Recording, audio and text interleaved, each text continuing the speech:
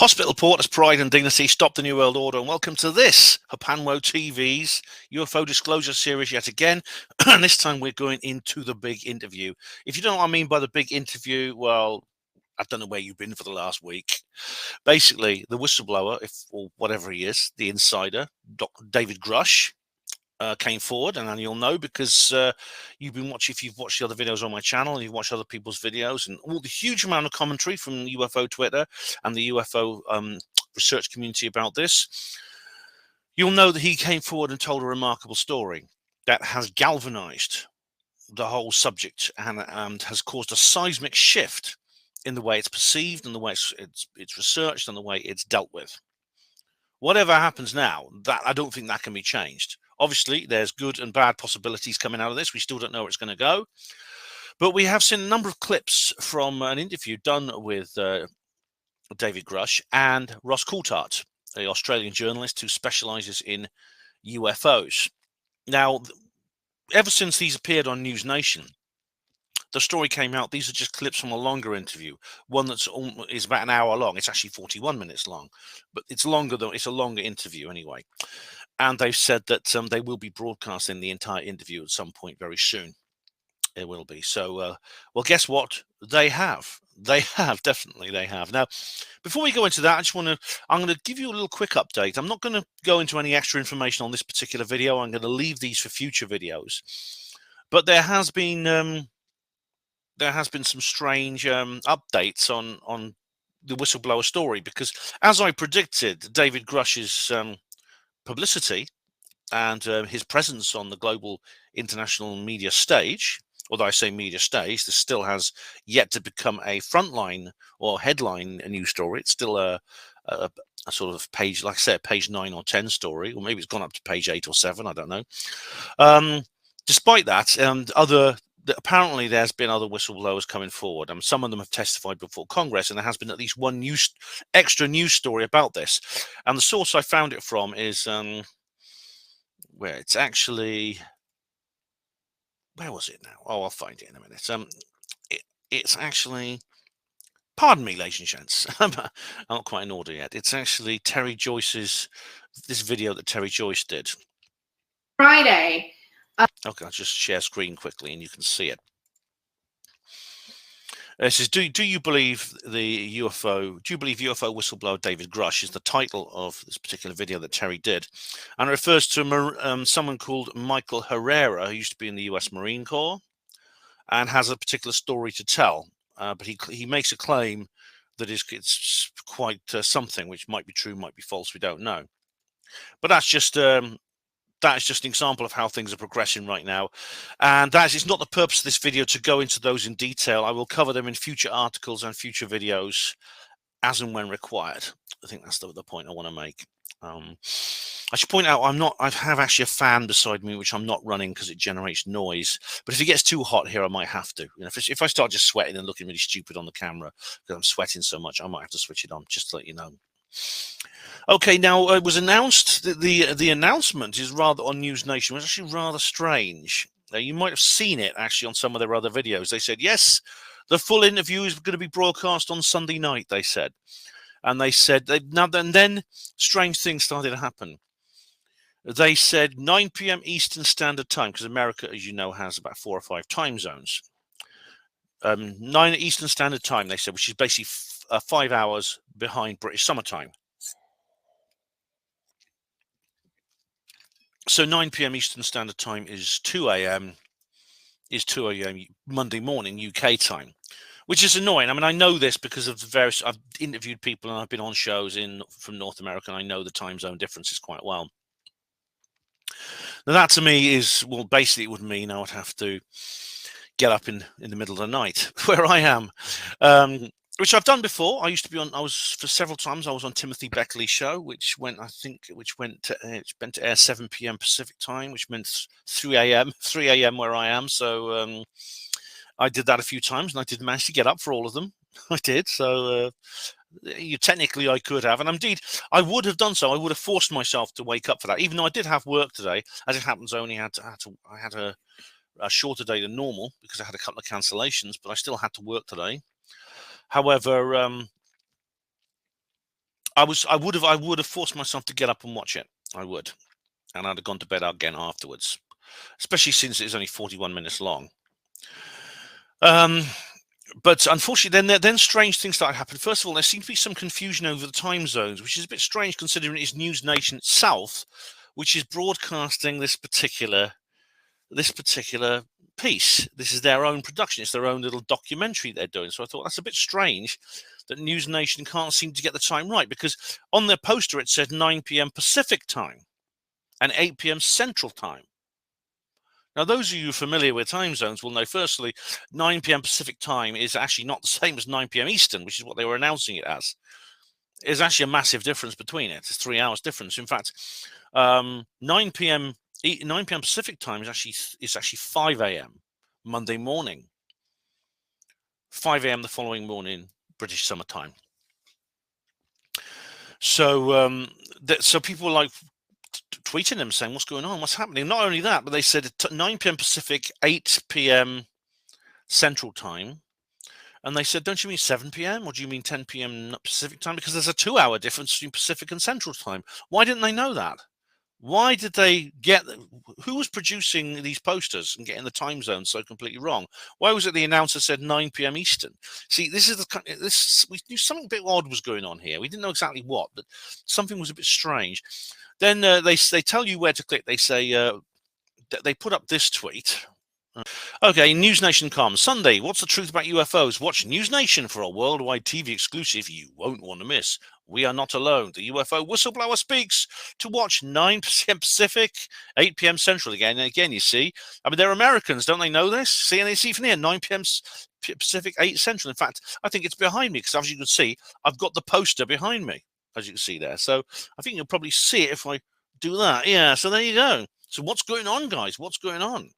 Now, if you go to click the link, join newsnation.com, join nm.com. So I click that, and they say, our European visitors are important to us. The site is currently unavailable to visitors from the European Economic Area while we work to ensure your data is protected in accordance with the applicable EU laws. Well, bloody hell, Britain's supposed to be independent. We had Brexit, didn't we? Don't get me started on it. Access restricted, it says. So I thought, oh, that's okay. I'll just use a VPN. So I opened up my Tor browser and I copied and pasted the URL, and it just said, please provide a US zip code. That's a postcode. I had to provide a US, and also then apparently it's on a pay-per-view service behind a bloody paywall. Damn them. Damn them all to hell, as they said in Planet of the Apes.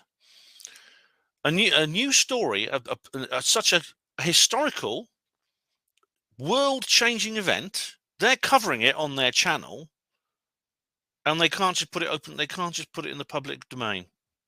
They have to put it behind a restriction for their subscribers only, and they can't even work out what bloody time it's supposed to be on. Oh, so anyway, so I gave up at that point. I suddenly realised I might as well just go to bed, get a normal night's sleep, and then deal with it the next day, which I've done. And I knew by probably within 5 minutes of the broadcast finishing on the subscription service, somebody will YouTube it. And indeed they have. I've found dozens of copies online. It's literally trying to contain this would be like trying to contain a sneeze in Wuhan. I mean, it was bound to proliferate, and it has. And that indeed, one of the copies of this is what we're going to be watching in a minute. And I'm going to take you through it one piece per piece. We're going to do a big deep dive in it, just like we did over the Senate hearings. And I'm going to examine every single aspect of it. And guess what? I've not watched it yet. I've literally just got home from work, and I switch on the computer, and here I am. So it's my completely fresh take on this. It really is completely and utterly, what's the word? Unbiased, unprejudiced view of this particular full interview. Even though I've seen some clips, we've all seen those clips. Before we begin, though, I just want to show you one more thing. I think this is quite appropriate. This is the well, you can't actually see it very well here, but I've taken a photograph of myself with it. So I'm just going to show you this very appropriate T-shirt I'm wearing today. So here we go. I'll just wait for Picture Viewer to open. All right, there we go. There we go. The perfect T-shirt for today. Told you so. There you go. What do you reckon of that, guys? Do you think that is absolutely correct? I think. What better T-shirt could I wear today? All right, with no further ado, we'll just go to the actual video and we will watch it. Just get rid of that. Okay, so share screen. I'll stop it. What I'll do is I'll stop it at any appropriate time and make my commentary. Okay. We are not alone. The UFO whistleblower speaks, a News Nation exclusive. Why make this a bloody News Nation exclusive? This isn't for News Nation. This is for the whole world. This is for humanity. It's for history. If it really is that important, then why don't you do that?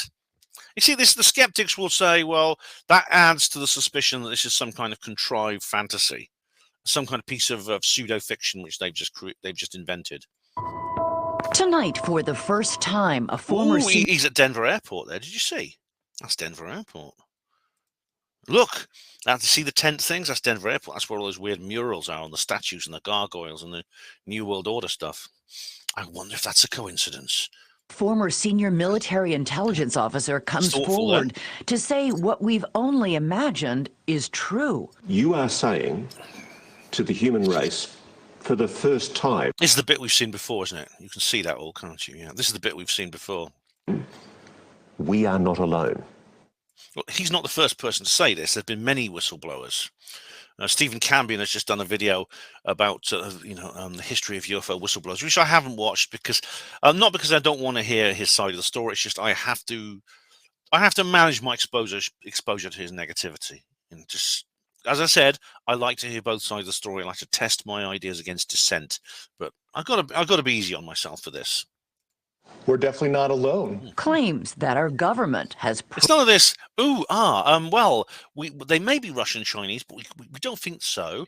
We're still looking to other possibilities. They might be other things, and, put them in the unknown basket. They're more like the unknown unknowns than the known knowns and things like this. No, he just said, we are not alone. Unequivocal, simple, one-dimensional language. This is more big print than small print kind of thing. Proof of alien life. We have spacecraft from another species. We do, yeah. How many? Quite a number. Some are landed, some are crashed. Allegations of a secret government program that has hidden the truth, the technology, from the world. There's a sophisticated disinformation campaign targeting the U.S. populace, which is extremely unethical. And all the backslappers are going to say, yeah, and you're a part of it, you shill. You're a part of it. We know aliens don't exist. It's all spy planes. We know it's all psychological warfare.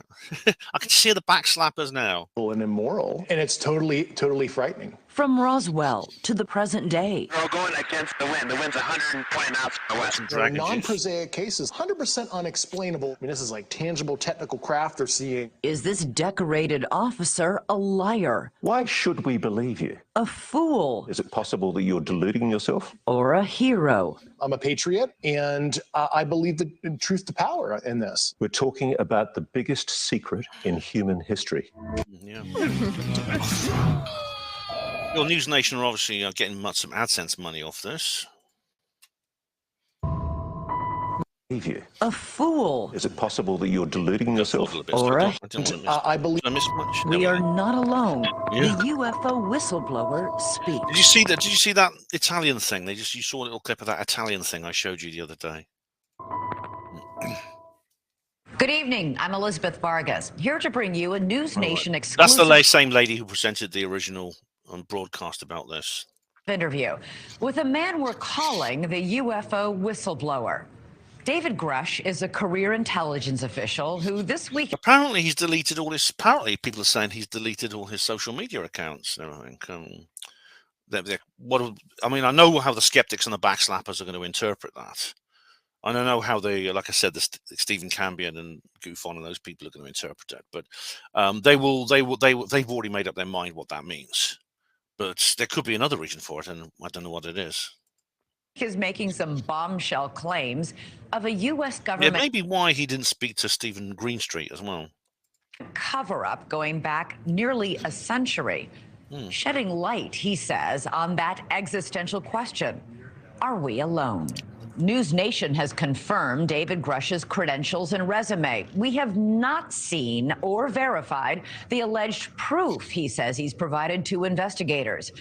But we want you to hear his story so you can decide for yourself. Mr. Grush sat down. That's very generous, isn't it? With investigative journalist Ross Coulthart, who is reporting for News Nation. Mr. Coulthart is an award-winning journalist and author who has reported for the Australian version of 60 Minutes, as well as other news programs in his home country.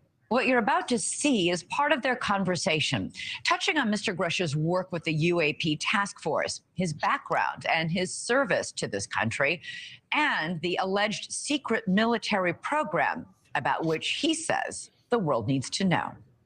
For decades, the UFO question has been consigned to the realm of speculation, but in recent years, serious people... Why did they edit it there? Resigns to the realm of speculation, and then it... Do you see the little edit there? That wasn't very well done. It's the kind of thing I would do on VideoPad. have started taking the subject. This is whistleblower David Grush. As I said, technically he's not a whistleblower, as I explained in the previous video, but there you go. Seriously. You'll see it come through the top of the screen. Orb. There it goes. Prompted. Oh, that's the Senate hearing and the orb, the famous orb. Not the Mosul one, but it is in Iraq. It's in a different part of Iraq. Maybe connected, though. In part by the release of these videos, purporting to show encounters between American naval aviators and what the Pentagon has labelled unidentified aerial or anomalous phenomena. And they keep changing it, don't they? Stephen Greer's got a new name for them now, AEPD, Alternative Energy Propulsion Devices. That's referred to the man-made ones specifically. The backslappers think they're all man-made. Of course, I don't agree, and I've explained why many times. What's interesting is that I was surprised that when you look at the files that have come out recently, the number of spherical UFOs, I think, has increased. The reports of spherical UFOs have increased. That is, it's balls are either silver, translucent, white balls, basically. They're sometimes 3 feet across, sometimes they're as big as 20 feet across. But there's a lot of those around. Now, I actually saw a spherical UFO. I mean, it was much bigger. It was actually, it was at least probably several hundred feet across, judging by the fact they went behind the clouds at an elevation of 40 degrees or so. I've done an entire video on that. I don't have to repeat myself, but spherical UFOs becoming more common. And indeed, as you know, if you watch the Senate hearing, the only interesting part of that hearing really was when he showed the video of the orb device taken from a drone in Iraq. That was in 2021. The Mosul orb, which is supposedly a puddle of water, as the skeptics say, that was taken in 2016. Congress has convened hearings to determine what these UAP... Oh, that was the House one with old Donkey Head and old Donkey and Conkerhead. Yeah, that was the one I covered. I covered that last year. The Senate, that was the House of Representatives, that was the one of Congress as well. And what threat they might pose. If UAP do indeed represent a potential threat to our security, then the capabilities, systems, processes, and sources we use to observe, record, study, or analyze these phenomena need to be classified at appropriate levels. Well, they have been, yeah. But essentially, that's kind of almost an omission what he just said, isn't it? Because if he wouldn't sort of say, well, we think pink unicorns should be classified at appropriate levels, because there's no doubt that pink unicorns don't exist. So why don't they just treat UAP the same way? See what I mean? The Department of Defense has established a special team, formerly known as the UAP Task Force, recently renamed the All-Domain Anomaly Resolution Office, or ARROW, to investigate and identify what are now hundreds of reported sightings. So far, they have not confirmed any of them to constitute proof of alien life. Officially, the government continues to state, we are indeed alone. But now, for the first time, a former member of that official investigative team is speaking out, telling a stunning story that impacts every person on this planet. And now you're about to meet that man for the very first time. By the way, just let me know in the comments section if you stayed up to watch this. I mean, especially if you're British and you found a way to do it. Did you sort of hang around afterwards to see when it would hit YouTube? Do let me know, because I'd be interested. I mean, I admire your dedication, you know. If it had simply been streamed on YouTube, I would have forced myself to get up and watch it. In this exclusive television interview. Welcome. Have a seat. For just $67, you can make as... This had 118,000 views as well, so that's something. No, I'm not knocking News Nation. I'm not like Stephen Cambion. You know, I think there's nothing wrong with people earning a living from ufology. I think that's absolutely fine. The Communist Party didn't take power in the night, after all. Well, maybe it did, but it wasn't in the night. 118,000 views 4 hours ago. Not bad. Maybe start off telling me your name and who you are. My name is David Grush. You know, I came from a blue. Well, it's David. It's Grush, not Grush. Right, I won't make that mistake before. Collar family in Pittsburgh. Didn't have the money for college. Always admired people in uniform. And I've always wanted to be a part of something bigger than myself. You know, 18 years ago, you know, I got an Air Force scholarship for physics. I originally commissioned on active duty in the Air Force. Yeah, he is. I didn't know this about it, but he is actually a qualified scientist. He has actually scientific education, this guy. So he did university on the GI Bill, which is it's the cheapest way of doing it in the United States. And so, yeah, he's... You know, people who say, well, we're scientists, we know better. Well, he is a scientist. Air Force, served 14 years in the Air Force. I look at this photograph, Dave, and I see a very proud officer. I was getting promoted to captain when I was deployed. And you still love your country, don't you? Absolutely. A career intelligence officer, Grush spent time on the ground in Afghanistan and other places he can't mention before rotating back to Washington. I was an intel officer for the U.S. for 14 years. My last position, which I left in April of 2023, I co-led the UAP portfolio for the National Geospatial Intelligence Agency. And yeah, so he was part of that. You remember that report that came out last year that everyone was talking about? I covered it. Yeah, he helped prepare it. And some of the highest officials within the Department of Defense and intelligence community used to call on me to advise them on some of the hardest target sets that the country had. You are one of the most trusted former intelligence officials in the US defense and intelligence establishment. Yes, I was. You were. You see, the skeptics are going to accuse him of like softballing him. They're going to accuse Coulthard of softballing him there and saying, well, you know, it's a leading question and it's positive. Why don't you ask him rather than telling him? But no, it's a rhetorical question. These guys have been talking like for months before they recorded this. They've literally been. This guy's been talking behind the scenes to people in the community since April, since he actually he left the government service and became a civilian and just ended up as an estate agent. Trusted with the most intimate secrets. Yes. And he says the most earth-shattering of those secrets were revealed after 2019. Well, he won't be able to stay in that hotel wherever he is anymore because we know where it is exactly at Denver Airport. And but mind you, this kind of goes to show that he's not in hiding, doesn't it? And so it's not like he's not. You know, Coulthard didn't have to go to some secret bunker in Russia to talk to him. It was. You didn't have to put on a blindfold or anything like that. I mean, the first BBC journalist to interview Nelson Mandela had to like put on a blindfold and was put in the back of a car and driven for 3 hours, and then found it. And they took the blindfold off, and he was in a room sitting next to Mandela, in front of Mandela. And then he had to put the blindfold on once he's recorded it, and things like that. No, Coulthard didn't have to do anything like that. When he was invited to join the UAP task force, you had the security classifications to go anywhere and ask anyone anything. I had, based on my formal security clearance and multiple polygraphs, I had the ability to be read into any program that I needed at one point in time. It's an important point there. They edited it away. Security clearance doesn't mean you know about things. It just means you can be read in, and if you have a need to know. Do you see what I mean? You need the security clearance first before you're given need to know for anything. I was extremely highly cleared. What conclusion did you come to at the end of your time on the UAP task force? The UAP task force was refused access to a broad crash retrieval program. But I bloody told you. See, this, we've been warning you about this. It's like Project Blue Book.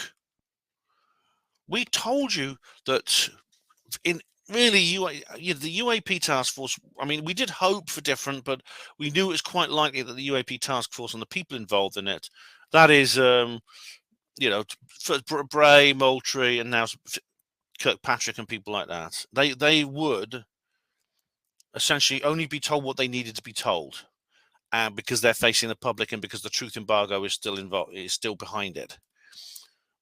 For whatever purpose, I mean, I did hope that it was a part of some kind of testing the waters exercise on the behalf of the White Hats, but I didn't know. But either way, I said, and a lot of people said, you know, Arrow's not going to be told the whole thing. That report that they published is not the whole story. Even the classified annex is limited. When you say crash retrieval, what do you mean? These are retrieving non-human origin technical vehicles, you know, call it spacecraft if you will. Non-human origin technical vehicles, call them spacecraft if you will. See, Elizondo has never said anything like this. But then Elizondo's given hints that he knows about this sort of thing. But then Elizondo's never been through DOPSA and things like that, and he's never done anything like that. He might well do now that Grush has done it. Well, non-human, exotic origin vehicles that have either landed or crashed. We have spacecraft from another species. We do, yeah. How many? Quite a number. See, we do, yeah, we have. Yes, it's a yes or no thing. It's like, so it's like I say, this is a big print discussion, not a small print discussion. No. I thought it was totally nuts, and I thought at first I was being deceived. It was a ruse. People started confiding in me. They approached me. I have plenty of current and former senior intelligence officers that came to me, many of which I knew almost my whole career, that confided in me they were a part of a program. By the way, there's been some more body language analysis videos, and it's inevitable there's going to be loads of these. I think every body language analyst in the world is converging on this guy like piranha fish. I haven't watched any of them yet. I watched two, and they had slightly different conclusions. So you know, it's, as I said, we know exactly what Richard D. Hall is going to do with this. He's going to wheel out Peter Hyatt. But as I said, I will watch them. But of course, it's not the final word. Body language and statement analysis is not the final word. Program. They named the program. I've never heard of it, and they told me based on their oral testimony, and they provided me documents and other proof that there was, in fact, a program that the UAP task force was not read into. Hang on, let me see that bit again. Let's go back a little bit. Career that confided in me they were a part of a program. They named the program. I've never heard of it. And they told me, based on their oral testimony, and they provided me documents and other proof, that there... He did see the documents. I thought he didn't. The skeptics keep saying he didn't see the documents. I mean, he hasn't provided the documents. He can't, for reasons I've explained. And the skeptics say, well, that proves he's fake. It doesn't prove he's fake. It's a whole legal issue, but he did see the documents. He has seen them. There was, in fact, a program that the UAP task force was not read into. You are alleging that the US government has been concealing the existence on this planet of alien life. You could win this Jaguar F-Type, but... Oh my God. I hate it when these adverts like this just appear at the most inconvenient times. Just like there's a big nail-biting bombshell moment, you know. It's like a really dramatic moment, and suddenly a damn ad appears. Oh, it's nearly over now. Let's get this. Okay. I would couch it as non-human intelligence, you know, NHI, like we would like to say in our language. Why do you say that? Why do you say NHI? I don't want to necessarily denote origin. I don't think we have all the data to say, oh, they're coming from a certain location. And I don't think there's anything wrong with saying extraterrestrial, because firstly, these things have been seen in space, and they may well originate from there. Secondly, they are clearly intelligent, at least as intelligent as us, probably more so. And we know from studying Earth's evolution that there are no species on Earth like that, unless they have evolved completely independently without our knowledge, which is inconceivable considering how much of the Earth has been explored. Therefore, by definition, they're intelligence that doesn't originate on planet Earth. Ergo, extraterrestrial. There's nothing wrong with using that word. Oh, what happened there? Men's shoes? I just pressed something. Ads everywhere. You could click them by accident. Oh. And I couch it as somebody who studied physics where maybe they're coming from a different physical dimension as described in quantum mechanics. That's, yeah, like a parallel universe. That's still extraterrestrial. That's still not the Earth. We know there's extra dimensions due to high energy particle collisions, etc. And there's a theoretical framework to explain that. Talking about CERN, yeah. I'm not going to do a big rant about CERN today. Just let me cut to the quick though. You're saying there is an intelligent species engaging with this planet? Yes, that's potentially extraterrestrial, yeah. I speak for everybody sitting at home. That is a shock. It was to me, and I had a lot of sleepless nights. Not to me. I mean, this is kind of what we've been saying for like God knows how long. Rush says he's never personally seen non-human intelligence, but he's spoken to enough people directly involved in what he calls the program that he's convinced it's real. I started out as a non-believer. I came to the problem as a hardcore physics guy, intel officer, so I have a, excuse my language, high factor. I was very methodical, interviewing people who didn't know each other, making sure this wasn't some kind of cover-up of some other program. He says that's interesting because that anticipates what a lot of the other skeptics have said. Yeah, it's a smokescreen. It's a smokescreen. The backslappers also love that line. Pressed to gain direct access to this program, and that's when his trouble started. Grush claims his investigation was stymied, his requests for access rebuffed. They shut the door in my face. They denied me access to these programs. Soon after, I've heard that from so many people. So many other people have talked about this. I heard these things were going on. I tried to investigate, and suddenly the doors were shut, and people told us none of your business. Even President Clinton said, reports and experience a little bit like that. He says he endured reprisals and retaliation from above.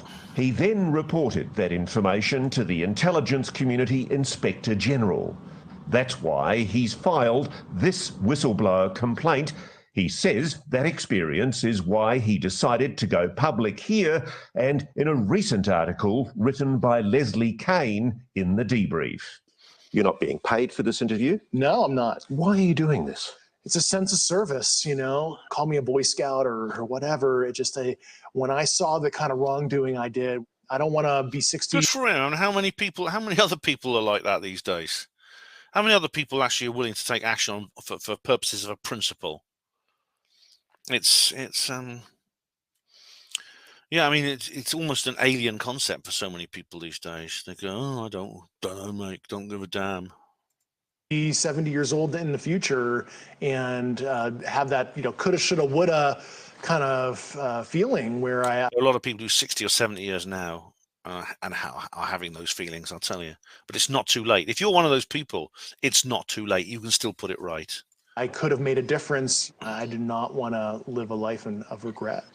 You are saying to the human race, for the first time, an official intelligence representative at a high level from the US government is saying publicly, we are not alone. We're definitely not alone. Absolutely, the data points empirically that we're not alone, yeah.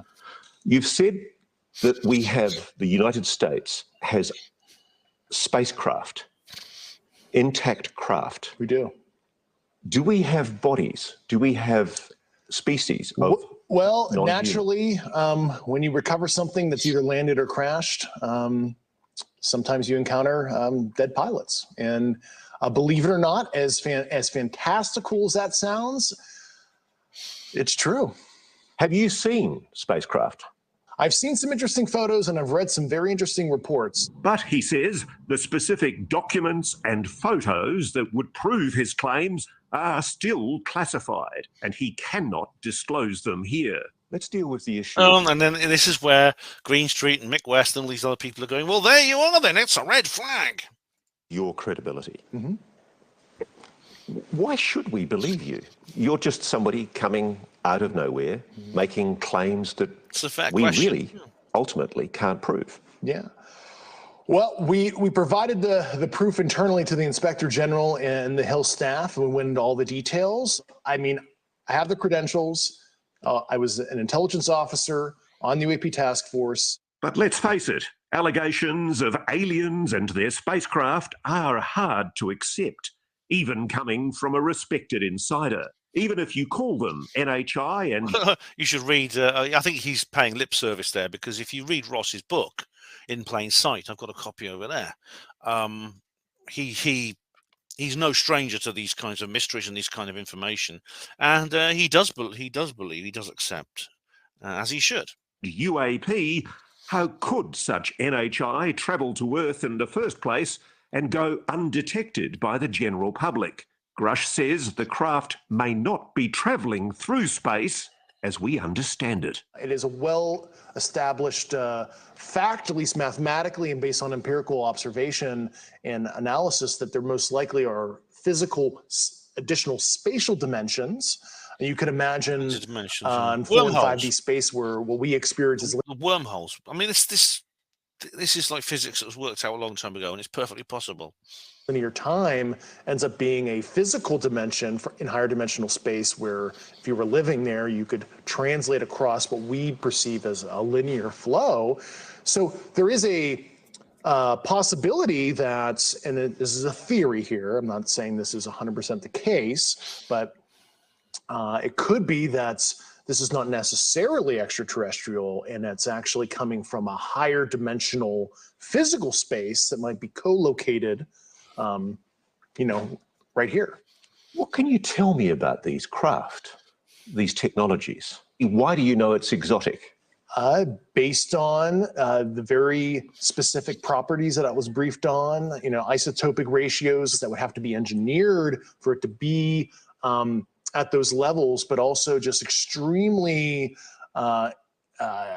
strange, heavy atomic metal, high up in the periodic table arrangements that we don't understand, what the emergent properties are, but there's just a very strange mix of elements. So you're absolutely sure that the materials that these craft are made of are clearly not of this Earth? Yeah, they're sophisticatedly engineered, certainly not by humans.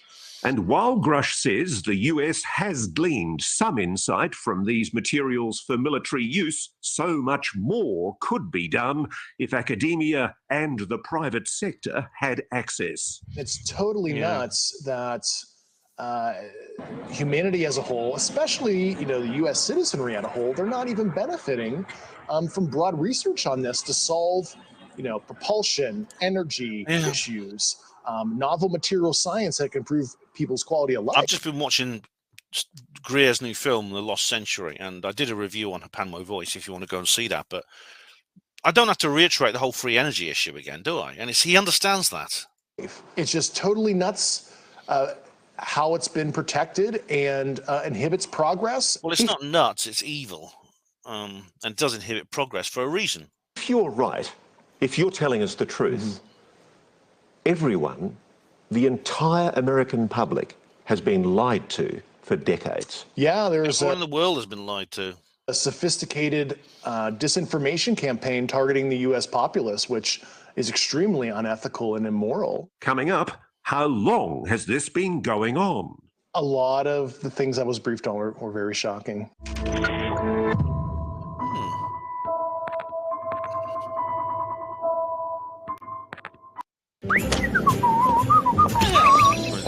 This is not an ad. Obviously that's an ad break. That is an ad break in the actual transmission. However, they've actually decided to insert an ad at this point as well in the YouTube. You see there's a yellow progress bar, so it is just an ad.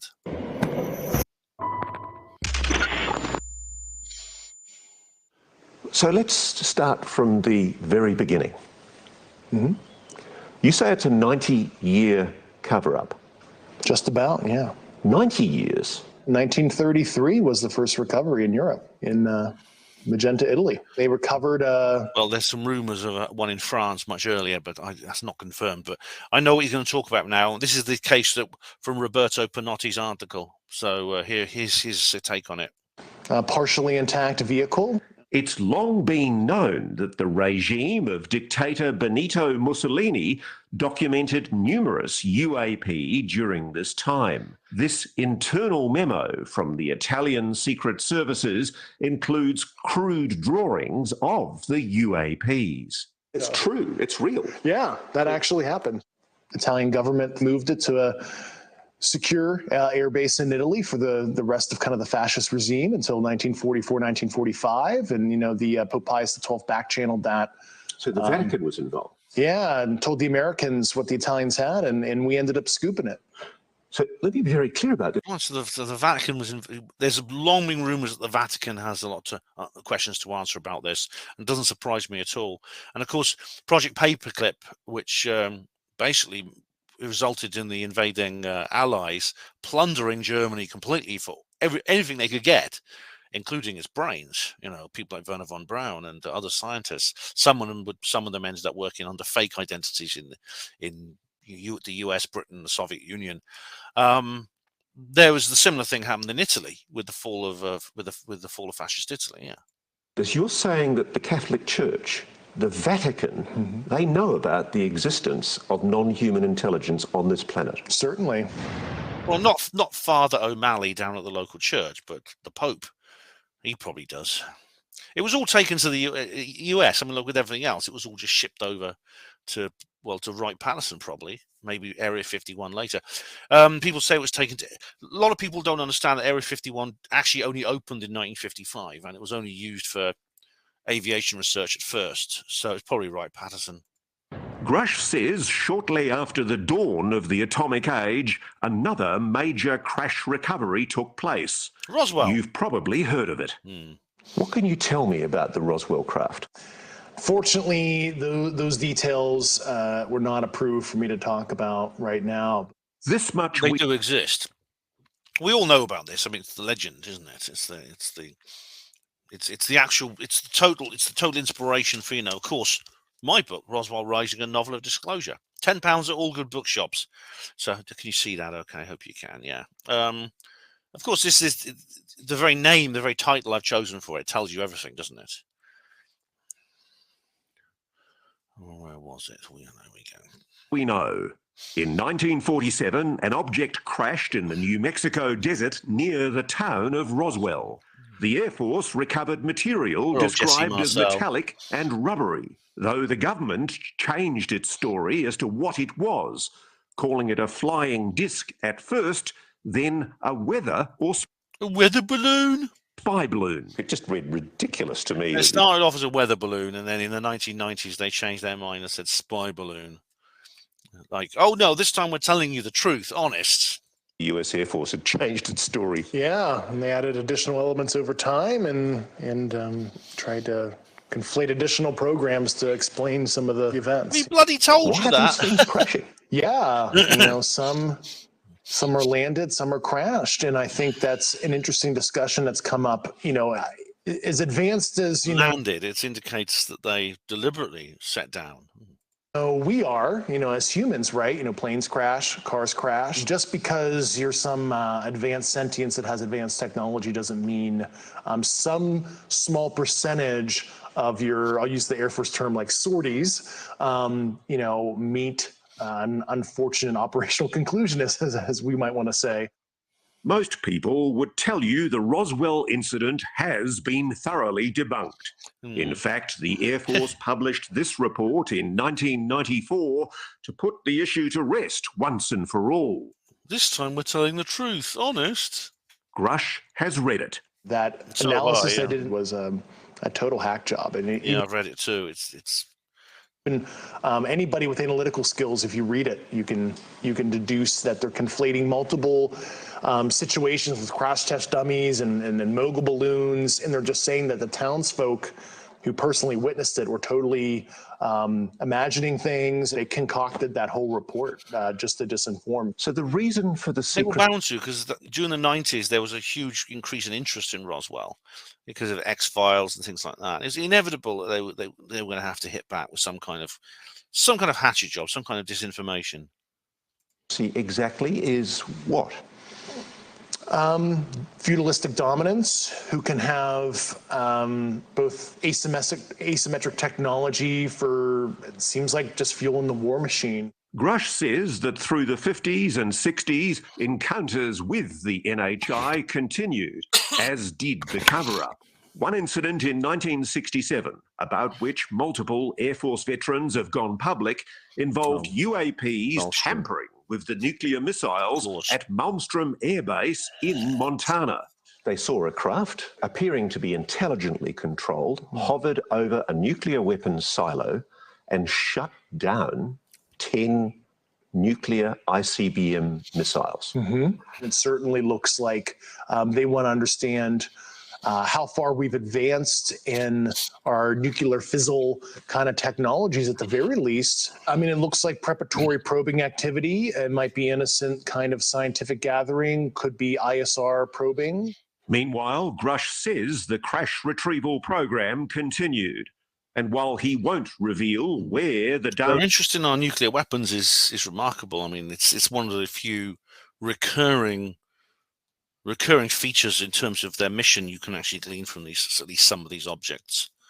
I myself took a UFO photo near a nuclear base. Craft are stored, he does say that the people working with the technology have been putting themselves at risk. You know, a lot of them, were injured looking at some of this stuff. You can imagine the nuclear, radiological, and biological risk to looking at an unknown. And a lot of them have literally suffered physically because of this. John Burroughs. I mean, he's the Rendlesham Forest craft literally did cause some injury in the people who saw it. And what's more, John Burroughs now has received a pension that recognizes that. So hopefully that will set off a chain of events for other servicemen who've been in similar situations. But as we know, anyone who's come forward claiming non-human intelligence is behind these incidents has been dismissed as delusional or deliberately deceitful. If you're right, if you're telling us the truth, everyone, the entire American public, has been lied to for decades. Yeah, there's a sophisticated disinformation campaign targeting the U.S. populace, which is extremely unethical and immoral. Coming up, it's 120 miles from the west. New evidence and perhaps new attitudes in a new age of UAPs. The American people need and deserve to know more. Has the US government changed its tune? Here's an idea with Royal Bank. That's interesting. Of course, yes, it is. And I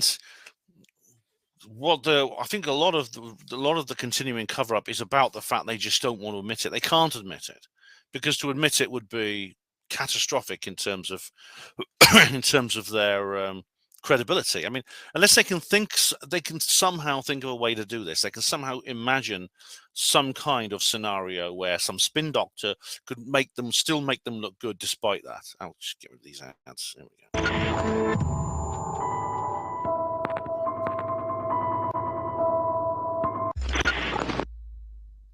These are the videos that started it all. Footage captured by naval aviators on military-grade cameras that defied all prosaic explanation.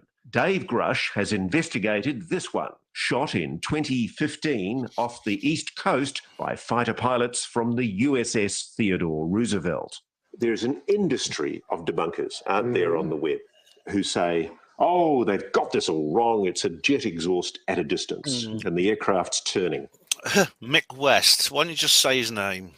Give me an answer on that. Well, I had some optical engineering experts look at that and the Raytheon AT FLIR system based on the pixel saturation and apparent size. It's certainly something that's not a jet. It might be some kind of natural phenomenon that's quite strange, but it's not as simple as a jet.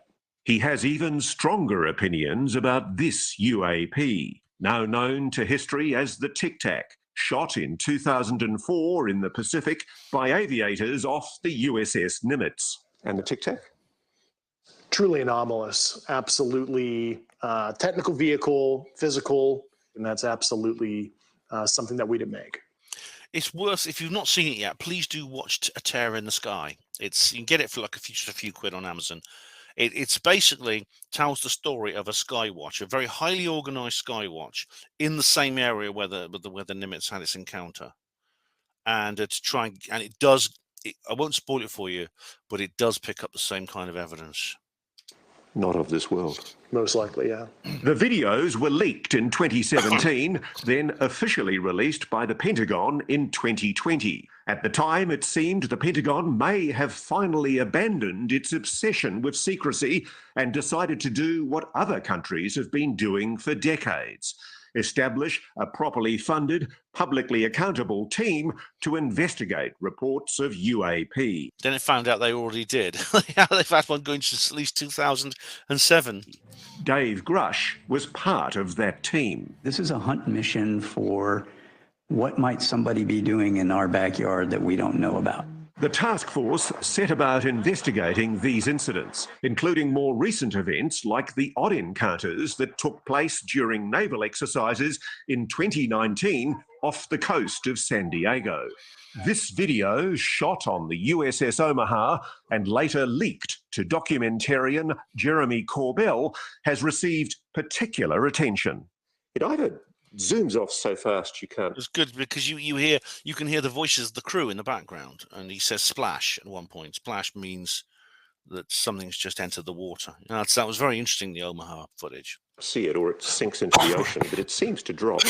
What do you know about it? It was truly anomalous. But Grush says the promised new age of government transparency is a fallacy. For starters, he says the videos that have been released are just the tip of the iceberg. There are many videos that are totally fair to release through a declassification process. And I find it very concerning from a transparency perspective that all that the department has declassified were those 3 famous videos.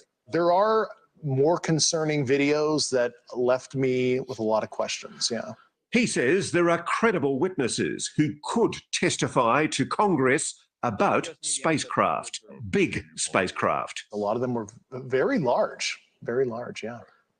Like a football field kind of size. And I remember interviewing these personnel. I'm like, either these people are lying to me, they're having a psychotic break, or this is some crazy but true stuff that's happening, and I have no good explanation that's prosaic at all for this, because this is not explainable by swamp gas, St. Elmo's fire, ball lightning, et cetera, et cetera. I mean, this is like tangible technical craft they're seeing up close and personal in some cases when I interviewed people. And at the center of it all, the crash retrieval program the government has never publicly acknowledged. A program, Grush says, that's included at least one private aerospace company that is storing alien craft. Is that true? That's the bloody Wilson memo, isn't it? Is he going to say that's all true now? That is how a lot of these relationships are. Well, I don't want to... Outsourcing. Oldest trick in the book. Name the specific companies and government elements, but overall, the government has been the custodian of a lot of this, right? And they'll hand receipt it out to a cleared defense contractor to do some analysis, which I find highly unethical. You have basically a sole source arrangement, and you allow certain private corporate elements to look at this, develop a potential insight, and then sell it back to the government for profit. See, they keep cutting away. I mean, they have edited this down, because from what I gather, I mean, obviously, these 2 guys have been talking like since April, Coulthart and Grush. However, this discussion itself was like 7 hours or something. Well, you may see the outtakes at some point. I'm sure they'll be very interesting too. And I think that's totally unethical. The problem you've got is there have been categorical... His habit word here is unethical, but it's so refreshing to hear someone say that, because I've made this point before. It seems to be an alien concept for most people. They just say, yeah, man, it's a dog-eat-dog world, man. Yeah, nothing matters except, most people are Pavlovian. Now, I'm not going to have a rant about that now, but it's true. Denials from high-level officials in the US government, even presidents, that what you're saying is true. Unfortunately, some elected officials were not brought in. No, Biden just said, "Oh, I don't know anything about it. Go and ask Obama," and he sort of hobbled off. But Clinton said, Ryan from Belfast, that if there really are aliens that captured at Roswell, well, they never told me, and I want to know. Other presidents have made more cryptic statements than that. Only a few weeks ago, 19th of April, the head of the Pentagon's UAP investigations program, Dr. Sean Kirkpatrick, told Congress AARO, that's the Pentagon's UFO investigation body, has found no credible evidence thus far of extraterrestrial activity, off-world technology, or objects that defy the known laws of physics. What's that? Oh, While a large number of cases in our holdings remain technically unresolved, this is primarily due to a lack of data associated with those cases. And NASA were even worse. I mean, did you watch that marathon Shaggy Dog story from NASA the other day? About 4 or 5 times they said, "Oh, there's no evidence for ETs. There's no reason to think they're ET." But of course, it is by process of elimination. Was that a lie? Well, I know Dr. Sean Kirkpatrick. I've known him for about 8 years. And, I expressed some concerns to Dr. Kirkpatrick about a year ago and told him what I was starting to uncover. And he didn't follow up with me. And he has my phone number. He could have called me. I hope he ultimately does the right thing. He should be able to make the same investigative discoveries I did. It's yeah, but how long would he keep his job if he did that? Totally crazy if he doesn't. So the implication here is that Kirkpatrick might not be the kind of person who says, "Well, I can't do that because it's unethical." He may be just like most people. I want to do that because they pay me a lot of money, and I'm scared if I say anything, they might make my life more difficult. Pavlovian, I should explain what Pavlovian means. It's Pavlov's dogs. Basically, that's dogs, like most species. If you reward them for doing something, pat them on the head, give them a sweet or something, you can train them to do things. And again, if you punish them with something discomfort or painful, not that I'd ever do that to a dog, but they will then stop doing whatever it is they're doing at that time. And humans are, unfortunately, 90+% of us are either psychopathic or pseudo-psychopathic. And I'm afraid that's just a fact. The head of the very body that Congress has ordered to tell the American public the truth about UAPs is possibly misleading the American public. Do you think the American public... This is what the truth embargo is still there. There are white hats, but there's still a powerful force that doesn't want this to come out. I mean, that was what what's her name, Corinne Jean-Pierre said. You'll have to refer that question to the Department of Defense and let them answer it. In other words, the White House is still very much on the side of the truth embargo. Public is being lied to? Well, they've been lied to over the years, and I'm hoping that the lies stop. Coming up, it gets even scarier. The UFO whistleblower says the NHIs aren't all friendly. Non-human intelligence, that's it. Have human beings been hurt or killed by a non-human intelligence? And guess who? Well, yes. I mean, we already know the answer to that, but I'm curious to see what he says, because this has not been released on News Nation yet. They might be working with. We're in a competition with their adversaries to understand this, and it's a multi-decade Cold War that has been under our nose for so long. Have you been scammed? Did you lose £3,000 or more? No, we've lost 100 years, mate, and we've lost God knows how much. Skip ads, there we go. One interpretation from some commentators is that there is a non-human species and it's incredibly benevolently well disposed to the human race. Yeah, and I think that is the logical fallacy there is because they're advanced, they're kind. We'll never really understand full intent in that because we're not them, whatever them is. are. That's a good take on it, actually. Yeah, we shouldn't anthropomorphize. I mean, this is going to disturb a lot of people. Because there are people in the UFO community who think, well, the aliens are all great, they're wonderful people. But Greer is like this. And of course, it's not true. This was his famous argument with Kerry Cassidy was all about this, because Kerry, quite correctly, pointed out that's not true, and he didn't like it. But I think what appears to be malevolent activity has happened, based on not only nuclear site probing activities, witness testimony. I think, at least if we look at it through a humanistic lens, it does appear negative, at least to us. I've been told that... I mean, the nuclear tampering could be seen in one of two ways. It could be seen as benevolent. So a lot of people interpret it this way, and they may be right. I hope they're right. They say things like, well, the aliens want to save us from ourselves, because if we start firing these missiles at each other and destroying ourselves, the aliens will step in and prevent us from doing that. Obviously, I hope that's true. But if supposedly they were planning some kind of invasion and they wanted to look at, they want to test and examine our most potent weapons for the sake, because they're planning some kind of invasion. If they wanted to do that, then their behavior would be exactly the same. So we can't assume anything right now, I don't think. But the fact of the matter is, ETs, there are many different species. They probably emerge from many, many different original habitats, and they express a wide variety of behaviors. They have many, many different agendas, it seems. And so you do get some that are very benevolent and kind, that's true. But you get others that are most certainly not.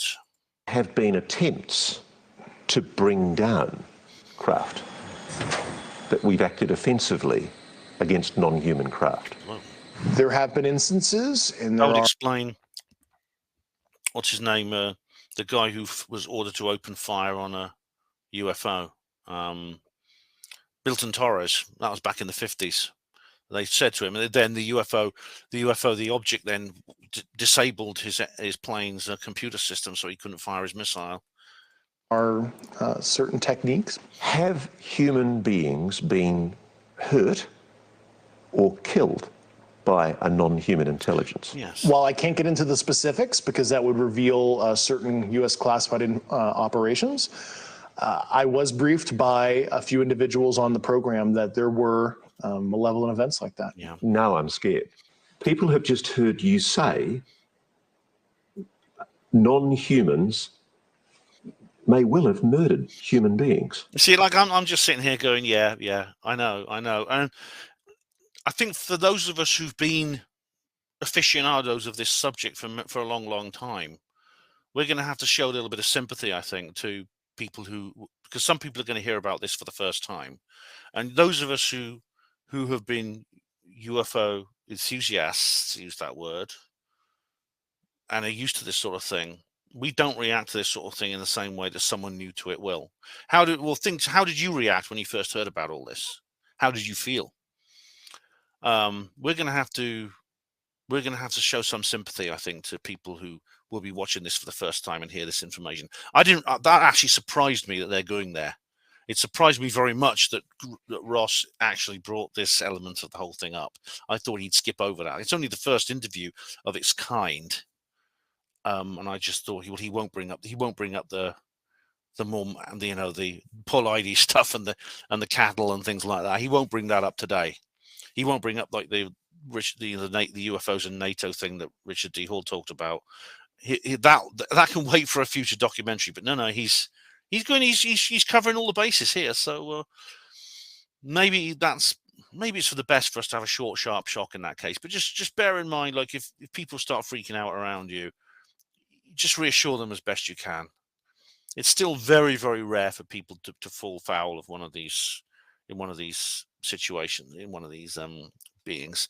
Most people who are abducted are returned unharmed, and of course, even abduction itself is quite a rarity. So don't have nightmares, as they say on Crime Watch. That seems to be the case at one point, yeah. And there's more. Grush says the United States is not the only country that's encountered NHI and their technology. Well, why should it be? Some Americans are so insular, they think the rest of the world doesn't exist, but it does. You know, the US is just one country, a very powerful and influential country, but bearing in mind, even in this new multipolar world we live in, but it's still just a small part of the world. He says our geopolitical rivals have their own crash retrieval programs, which they are also secretly exploiting for military purposes. We know Russia does. I mean, I don't know about China. I've not looked into China much. I know James Fox is making a documentary about China and UFOs, but Russia certainly. Competition with their adversaries to understand this, and it's a multi-decade Cold War that has been under our nose for so long, and there is no good way to level the playing field and hold other nation states accountable if they're doing unethical or illicit activity as it relates to this subject. And I think the obtuse secrecy is actually putting us in a very dangerous position where a country might make a breakthrough. Let's say it's an adversary of ours, and it is so destabilizing. You say there's been a Cold War behind the scenes with Russia and China. There has been a Cold War with our peer adversaries, yeah. Why hasn't Russia or China come out and spoken publicly about this? Well, Dmitry Medvedev did, didn't he? I mean, well, I think he probably suspected he was being recorded, and I mean, it's unlikely that he didn't have some inkling. I mean, someone in his position. But anyway, we can debate that. I think they're in a similar, pickle as us, where it's they understand maybe some of the socioeconomic destabilization factors in their own society. But if this non-human intelligence is so advanced, and at least some of them are malevolent, why haven't they destroyed us already? Perhaps some fragile yet combustible détente has been reached. Grush? Or maybe real life is not a science fiction film. I mean, who knows what's going through their heads, if they even have brains. I mean, they've evolved probably from the very, very smallest forms of life to complicated multicellular organisms. I mean, they may not even have brains as we know it. I mean, it's anthropomorphizing again. Has written an internal document about his discoveries that refers to agreements that risk putting our future in jeopardy. And it's quite clear that you're talking about agreements between America and non-human intelligences. Have we made agreements with non-human intelligences? That's the kind of information I really hope national leadership is able to get to the bottom of. As I said, I find this very dubious. I have in the past, because, when it comes to negotiating with the ETs, I mean, we humans wouldn't have much to bring to the table, would we? I mean, it's, we'll let you give us this and we'll let you abduct people. And the aliens will say, we don't need your permission to abduct anyone. We can do it. We've been doing it for thousands of years. We don't need to ask you. That sort of thing, I need to pin you down on this. Are there agreements between non-human intelligences and the American government? I think that's a question that I would like to know all the details of as well.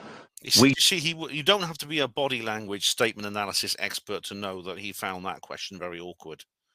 Do know of at least one agreement among humans that's worth noting. This 1971 agreement between the US and the USSR on measures to reduce the risk of nuclear war. Whether or not you believe Dave Grush, this document proves the two superpowers were aware that UAP existed, whatever they were. If you look at that's a strategic arms limitation talk. So they've been going on since the invention of the nuclear weapon, but the nuclear bomb. But what's that got to do with UFOs? Article 3 of that treaty, it talks about unidentified objects near nuclear facilities. Sorry, he's just answered my question. Are interfering with communications, and that is a treaty that has been used, from what I understand, to notify each other if there's a concerning event. There you go. That's a way of saying to the Russians, hey, don't shoot at us. It's not us. Yeah, I mean, that's certainly a concern because of the secrecy. There is an environment. Well, the very fact that they even thought that they needed to do this then well, we've got to be a little bit careful because we could, wars like this could start because of a mistake. And indeed, there's been nuclear exchanges have almost happened because of mistakes, and the mistakes could be caused by aliens. Therefore, we must have some kind of line of communication with our superpower adversary, so that we can order a stand down. There can be some kind of standing order that will allow this horrible scenario to be prevented if there's some alien things involved, alien interference. Where you could have almost like a false flag, where true non-prosaic UAP situation could be contrived as a provocation of something from a nation state. And we want to he's kind of answering the same question that I did. I could have just let him speak. De-escalate that. If this is true, if the stakes are so high, if the fate of the human race is at stake, perhaps it's no surprise to hear Grush say the US government will do anything to keep these secrets safe. Can I put it to you that crimes must have been committed? At the very least, I saw substantive evidence that white-collar crime was committed. Have people been killed to protect this secret? Based on the people I talked to, that was an ongoing concern. Yeah, it's weird how when it comes to this sort of thing, his demeanor changes. And you don't have to be a Peter Hyatt to know that when Coulthard asked him, are there aliens? Are there aliens? He says, yes, there are off-world craft. Are there bodies? And he says, yeah, they have pilots, and we've got the dead bodies as well. And he says, now, are people killed? Well, that's kind of a concern that I want to address. Do you see the difference? You see what I mean? He found that question more awkward, didn't he? And the same with the unfriendly aliens and stuff like that. And fortunately, I've heard some really un-American things I don't want to repeat right now. So you have a strong suspicion that people have been murdered to protect the secret? Over the years, yeah. Coming up, a reality check. Is it possible that you're deluding yourself? It's time to put our whistleblower's credibility to the test. Everybody watching this right now is looking at your face. Mm-hmm. They're going, is this guy for real? You see, yeah, it's an important point. I mean, the skeppers and the backslappers like to misrepresent us. They like to see the UFO community as somebody they're totally, whacked out hippie, loony, fascist, like the people in costume you saw earlier in this program. I don't even know why they put those shots in there, but we're not. That's a misrepresentation of us. Let's talk about what Dave Grush doesn't have. He doesn't have smoking gun documents or photos. He doesn't have official confirmation of his claims. He's just a guy talking on camera, and a lot of his answers to our most pointed questions sound like this.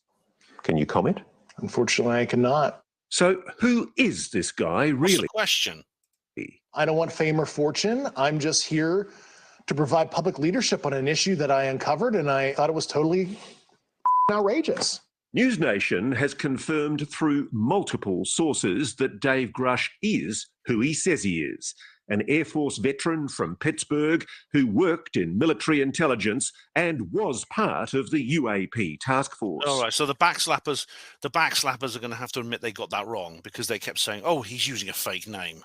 Maybe he's just a confident, well-spoken, ex-military intelligence officer who just happens to have lost his mind. Yeah, exactly. Yeah, I want to commit professional and personal suicide, but I'm going to go through DIPSR. Oh, yeah. No. Do you have any kind of mental illness? No.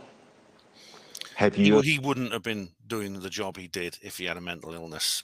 Ever had a psychosis, a delusion? No. Is there anything in your medical history that might be capable of being interpreted as a reason why you might be confabulating, making things up? No, I'm not a disgruntled employee. I resigned on my own accord because I thought altruistically it's more appropriate to show thought leadership on the outside on this now. That's anticipating a question I'm sure several people are asking him. You got an axe to grind, haven't you? You got an axe to grind with the DOD and you want to discredit them. Well, firstly, I mean, if he wanted to do that, there are so many other ways of doing it. There are so many other ways of DoD employees getting their own back when they feel they've been treated badly. And the most common one is accusations of war crime. You get a lot of that. You get a lot of people saying, yeah, I was with Lieutenant whatever his name is, right? And we walked into this village and there was these defenseless women and children and he just shot them all and things like that. That happens an awful lot. These are false allegations, but they're told with enormous conviction because the person is very angry. Why doesn't he do that if he's a disgruntled employee? Because the backslappers and the skeptics are going to have to answer that question as well. Oh no, I'm going to make up stories about aliens. Yeah, it just doesn't quite fit, does it? Because I hit an impasse within the government to try to right this wrong. So I've got to be blunt about this. Yeah. You're not making this up. This is not a lie. No, absolutely not. Because everybody watching this right now is looking at your face. Mm-hmm. They're going, is this guy for real? I am for real. And I'm sitting here at great personal risk and obvious professional risk by talking to you today. You've told us that we really are not alone. Even though you believe. This is quite something. I mean, I've watched 2 body language analyses so far. And there's so many more. You could spend all day watching the body language analysis. They do come to slightly different conclusions about his honesty. One finds him more credible than the other.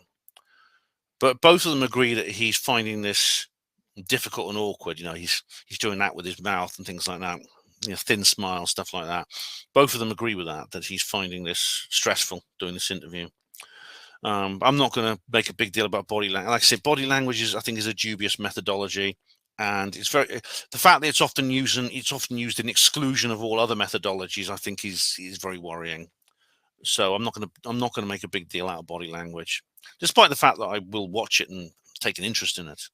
If what you say is true, you haven't been fed disinformation. It's a common thing in intelligence for governments to mislead. Mm-hmm. Yeah, I was very sensitive to that fact. Is this psychological warfare? Is it disinformation? Good question. That, yes. Was this some kind of ruse against me? Am I being used in any kind of way?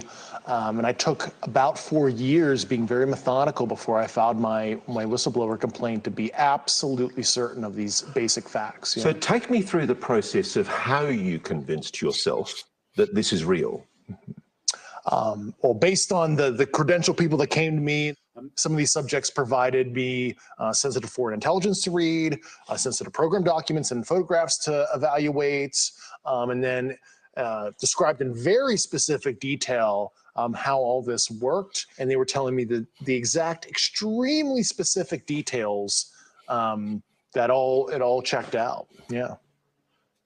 The thing I have trouble with, it's the fact that my experience as a journalist is it's very hard for governments to keep secrets. Most things leak. Mm-hmm. Your government leaks like a sieve. Mm-hmm. Why hasn't this leaked? Well, I've certainly been the recipient of a lot of U.S. government secrets, and I can tell you they've never seen the light of day. That's for sure. And I guess ostensibly this has leaked like a sieve for decades, but it was a very sophisticated disinformation campaign where there was also a lack of it leaked in little bits with packets of evidence that weren't strong enough on their own. Have allowed some of the truth to come out. Yeah, and of course he mentions disinformation in response, which could be anything from the weather balloon story to, sorry, Colin, the alien autopsy. Through some of their trade crafts, but they've disenfranchised people, they've stigmatized it, they made it like this total wacky thing to talk about. So anybody who may come forward with that kind of information is looked like a total tinfoil hat guy, because it's a perfect amalgamation of disinformation. Yeah, my ears are burning. To just make it look crazy. The best reason to believe Dave Grush may be this document. Remember that that could explain why Ross Coulthart ghosted me, because I was actually talking to Ross by email. We exchanged 4 or 5 emails, and he went quiet. And I think that's because he had a look through my website and thought, this guy's a little bit too crazy, I think. A complaint he I don't care about that. Well, it would seem it hasn't fallen on deaf ears.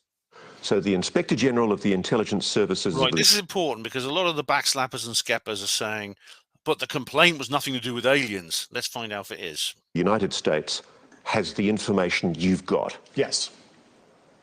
And more importantly, the Inspector General made a determination about the credibility of your complaint. They found, after interviewing myself and the subjects and other subjects that I'm not even cognizant on who they were. Oh, right. That's interesting. They found my complaint urgent and credible for the intelligence committees. The word credible is important. Right, well, now that answers that question. That's Greenstreet and Cambion and Mick Weston, all of them have been saying.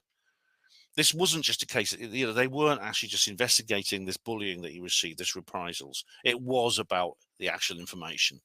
Thank you very much. You appreciate. So an official investigatory body of the United States government has determined that your allegations are credible. Correct. Coming up, if it is true, then what? What are we going to do if the biggest secret on the planet is now out in the open? And what are they going to do? How will... Read Roswell Rising, guys. That's what you do. Read this book, all right? Because I've worked it. I've worked it all out. I've foreseen everything that I could, and I put them into these pages in a fictional scenario. All right. This is not. I'm not making this video just to plug my own book. All right. But you can get it for £10 at all good bookshops now. But I'm only saying that because I wrote this book for that purpose. I didn't write it just because it's a nice story, and it is a nice story. I wrote it. It's a piece of allegorical fiction. It's telling a story. It's telling a fictional story that's meant to be a metaphor of reality, like George Orwell's 1984. It's like that. Will the non-human intelligence react? Yes. Now, this is what I think a lot of the truth embargo are scared of, and I talked about this with Steve Bassett. I think some of them fear what some of them are afraid of. I'll let the ads clear. What some of them are afraid of is there's going to be this situation where, with disclosure with a capital D, might trigger some kind of response from the aliens themselves. The ETs themselves might respond as a result. We've had disclosure. Now, we don't know that, and as I say, Steve and I sort of disagreed a bit on this. We don't know it, but it's something we've got to consider that this might happen. And what will it be? This is one of the gravest constitutional crises for your country ever. Absolutely. Give me some hope here. Yeah. There are good people. There are very good people, and I want that message. White hats, yeah. I've told you they're white hats. To be crystal clear, let's not demonize holistically the U.S. government. There's a whole army of people that want change. I am one of tens, if not hundreds, of individuals within the government on these programs that would like a change.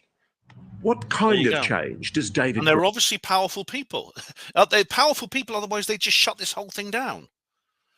They wouldn't just sit around in the White House press office saying, ask the Department of Defense. They wouldn't hobble off stage saying, oh, you ask Obama about that. No. The people, the truth embargo now, they've met their match. Grush want. As he said here tonight, he wants the NHI technology to be shared so the rest of the world can benefit from it. And that's admitting it exists. That's admitting they developed it, that they have successfully back-engineered at least some of it. I use nuclear weapons or nuclear physics as an example. It's an acknowledged program. We have nuclear weapons. You don't get to know the designs, but nuclear physics holistically is unclassified. Academia studies it. And why would you suppress basic astrophysics, astrobiology, other hard and soft sciences broadly? It's totally nuts. Grush has left the government. It's a very good point. I hadn't thought of that before. Wasn't part of Arrow during the most recent congressional hearings when still more UAP were revealed, including this one captured by a drone in the Middle East in 2022. There it goes. His whistleblower case will take months to conclude. In the meantime, he says he's starting a scientific foundation, and he's willing to speak to anyone in Washington who has the clearance and the desire to hear the classified information he could not share here.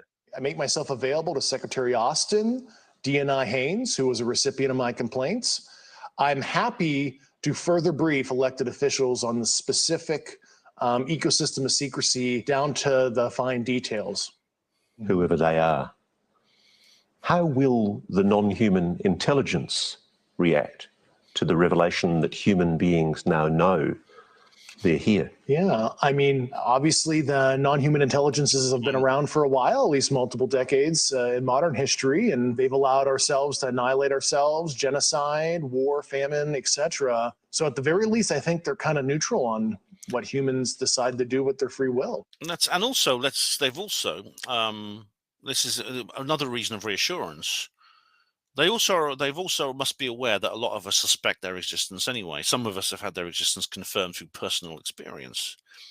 And so would Big D disclosure from their point of view make much of a difference? Maybe it would make a huge difference for human society, but what difference would it make for them and their relationship with us? And as for how we, the human race, will react to his story, here Grush evinces that quintessentially human characteristic, optimism. I don't have this utopian ideology that this is going to, solve world problems, stop war entirely. But all I want is a moment of pause. And it won't. No, I'm not a utopian either. But it will improve. It will improve our lives enormously. It would make the world a much better place, if not the paradise that some people think it might. And to see if the subject unites us, as we've obviously become more divided over the last couple of decades. Because, if anything else, what you're revealing may mean we all start thinking of ourselves not as American, Australian, Russian, Chinese, but as human. Human family. I think that's... These guys he must have read AD After Disclosure, Dolan and Zabel's definitive book. Totally the right term, yeah. Yeah, they may even have read this one. I mean, they might have read mine. Is that it? Quiet. Thank you for watching. Go to newsnationnow.com to find News Nation on your television provider. And don't forget to click the red subscribe button below to get more of News Nation's fact-driven, unbiased coverage. Well, fact-driven, fact-driven, unbiased. Yeah, you got to subscribe, haven't you? Never mind. Of course, here it is. It's out. It's on YouTube. This is just one of many, many copies. Now, I was going to end this video there, but I've just noticed there is another News Nation clip here which I'd like to play. Skeptics and believers discuss the whistleblower's claim. Here we go. This is going to be fun. So I see Mick West there already. Just let the ads clear. Ross Coulthart is back with me. He did the interview for News Nation, and I want to bring in some more voices also to add to this conversation. We want to get all sides in. Mick West is a key voice in these discussions. Finally, these two meet. It's the Battle of the Titans. It's the prize fight. Take it away. Round run. Ding, ding. Does not believe Dave's story. He doesn't think that it adds up. I also have with me Michael Schellenberger, who believes that this has been a long time coming, and Michael does believe David Grush's story. But Mick, I want to start with you. You've seen the interview. Are you essentially calling David Grush a liar? Sorry, you may not have been able to see much of the video over the since I don't know how long I've not been sharing screen, but it's okay. You can hear the audio. No, I think he seems to actually believe what he's saying. But the clip you just played there, that the complaint and the IG adding credibility to his story isn't actually true. His lawyer, who just basically parted ways with him a couple of days ago, issued a statement, which is quite unusual, saying that they had been misrepresented and that the whistleblower complaint was actually very narrowly scoped and did not speak to the specifics of the alleged classified information that Mr. Grush is now publicly characterizing. So the idea that it adds credibility to the actual claims he is making isn't true. It's simply credible that he's making some allegation that there was something that was covered up, not what that thing actually was. Yeah, but we just found out it's not about the bullying, because that's what Mick was saying earlier. He was saying, well, it's actually about the bullying. It's the bullying that he's complaining about and nothing else. And now he's saying it's not just the bullying; it's something that's just undisputed. It's what's the word?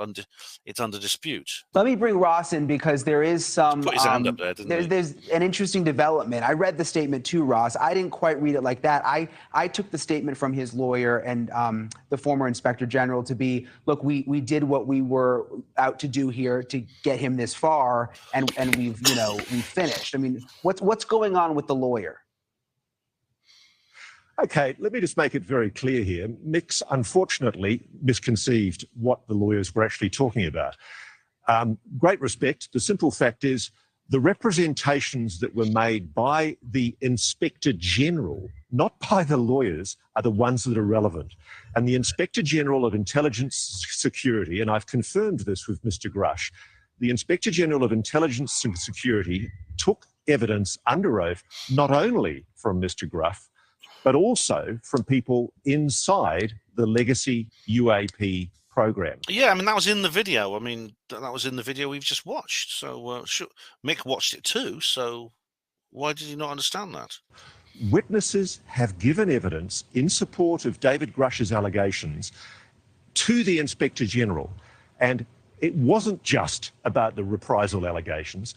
Unfortunately, you're going to hear in coming days, I can't talk about it at this stage, but you're going to hear in coming days that Chuck McCullough is still acting for David Grush.